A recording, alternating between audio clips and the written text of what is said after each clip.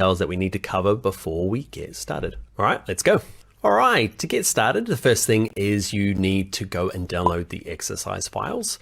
So there is a link on the screen here. Go download those. Optionally, you might go and grab the cheat sheet. Okay, it's at bringyourownlaptop.com. There's a resources tab along the top here. There is an Illustrator cheat sheet, so go download that. It's free. It's a PDF. Print it off, stick it next to your computer while we're working. All right, so next thing to do is we're going to change our units. Okay, so our measurements like inches and centimeters. Confusingly, the new version of Illustrator kind of deals with things a little bit differently. So to explain that, normally what you do is you go to Illustrator CC, Preferences, Units. Okay, and this is on a Mac. If you're on a PC, it's under Edit and Preferences down the bottom here. Okay, so if I go into here and I change my units and I'm saying, oh, I'm going to use inches or millimeters or pixels. Okay, this doesn't really matter anymore. Okay. Feels good, you can click on inches, but basically what happens is when I create a new document, this thing over here, really, you can see pixels is up even though I picked inches. Why is that? It uses the last units you used. So the document that I created previously was in pixels, so it just used pixels. If I made something now and changed it to inches, it would by default be inches the next time I opened up this window. So that's how it works. Another thing to keep aware of is if I go to web, you'll notice that it just switches it out to pixels. So you just got to keep an eye on this every time. You can switch it afterwards, it's no big deal. Okay, but you know, when you're going to print, okay, and mobile and all these other ones, it really wants to be a different size. Okay, so just go and change it here. Let's say I make a print document, but I want it to be inches. Okay, I click create. And let's say it's not what I wanted. I was doing millimeters with nothing selected over here. This is the really easy way to do it. You can go and change it in here quickly. All right, another thing I want you to do is up the top here, and you'll probably set to essentials, right? So it probably looks a little bit different from mine. I'm gonna go on essentials, click reset essentials, because this is like out of the box what it looks like. Now, I love that little control bar on the top there. And most people did, it kind of just turned off for this version, and they kind of replaced it with the properties panel, which I love, but I also like that top bar.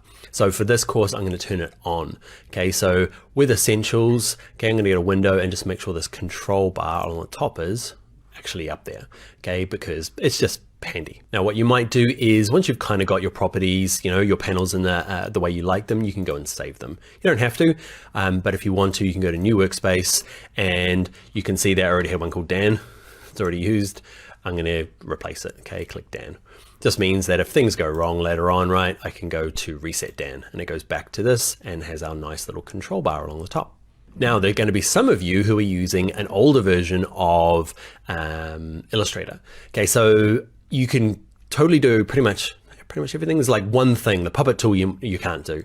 But if you've got an older version of Illustrator, it'll work perfectly for this, like 99% of this course, except we're going to be using this properties panel a lot. And that doesn't exist in earlier versions. If you are, this thing won't exist, okay? And you'll have to do a lot more of opening up here and opening up the specific windows. So I'm going to reset Dan just to show you what I mean.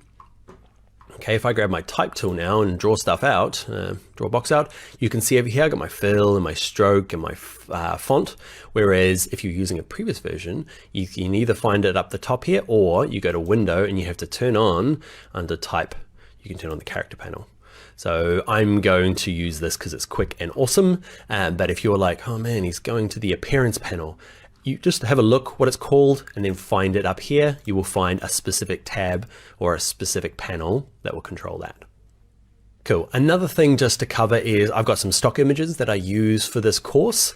There's a mixture of stuff that I've made personally, and you're totally allowed to use that for your own portfolios and show people that you've done it. Okay. But in terms of the stock images, they're very clear which are the stock images, okay? Basically any of the photographs that look professionally done, any of the hand-drawn sketches are mine, but you're not allowed to go off and start using without going and paying for the stock images. Okay, so yeah, just be warned, you can definitely do it for this course and show people what you've done, but you can't go and use them commercially afterwards. Okay, but what you can do is there's a section in this course where you can get free commercial use images. Just switch them out for those or some of your own images, and then you can start totally using a lot of this for your portfolio. Another thing to do is in your exercise files, there's going to be, well, throughout this course, I'm going to set kind of projects for you to do, okay, sort of homework. Now, there will be, I'll do it in the videos and explain it, but there's one place in the exercise files. Where are you here? Okay, there's a folder called class projects, and it has a Word doc in there, plus all the images, everything you need to do those projects in one little piece. So yeah, just so you know, there are projects. You don't have to do them, obviously, but there is a folder for them, but I will describe them as we go through the tutorial course. All right, that is a boring video that we're gonna skip on now and start making some stuff in Illustrator. Thanks for hanging in there. Let's go and get started now.